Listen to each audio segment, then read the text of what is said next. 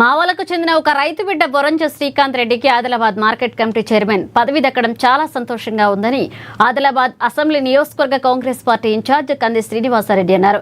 Market committee vice chairman Tanveer అహ్మద్తో కలిసి పట్టణంలోని తన క్యాంప్ కార్యాలయాన్ని సందర్శించిన వారికి ఆయన పార్టీ శ్రేణులతో కలిసి ఘన స్వాగతం పలికారు. శాలువాలతో సత్కరించారు. అంతా కలిసి పార్టీ పటిష్టతకు కలిసి పనిచేస్తామని ఆయన అన్నారు.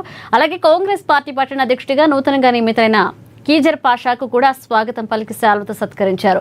వారు కూడా కంది శ్రీనివాసరెడ్డిని శాలువతో సత్కరించారు.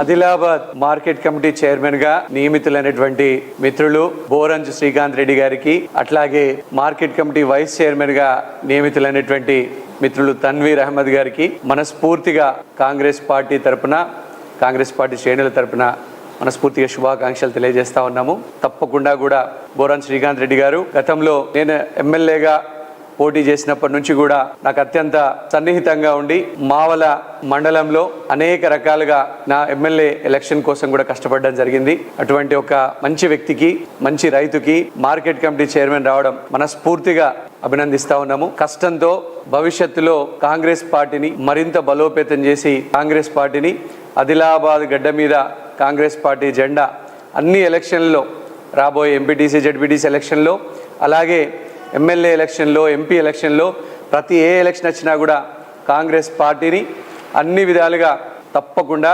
మనమంతా కూడా ఐక్యంగా ఉండి కలిసికట్టుగా ఉండి కాంగ్రెస్ పార్టీ జెండాని రెపరెపలాడిస్తాం.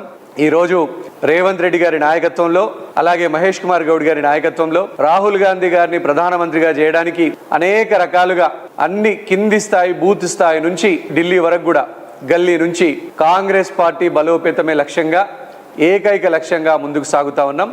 తప్పకుండా ఆదిలాబాద్ జిల్లా మొత్తంలో అందరు నాయకులను కూడా ఐక్యంగా ఉండి కాంగ్రెస్ పార్టీ జెండా కింద పనిచేస్తూ కాంగ్రెస్ పార్టీ అన్ని రకాలుగా అన్ని రంగాలలో ఆదిలాబాద్ని అభివృద్ధి చేయడానికి మనస్ఫూర్తిగా మేము నాయకులందరం కృషి చేస్తామని సందర్భంగా తెలియజేస్తా ఉన్నాము. ఆదిలాబాద్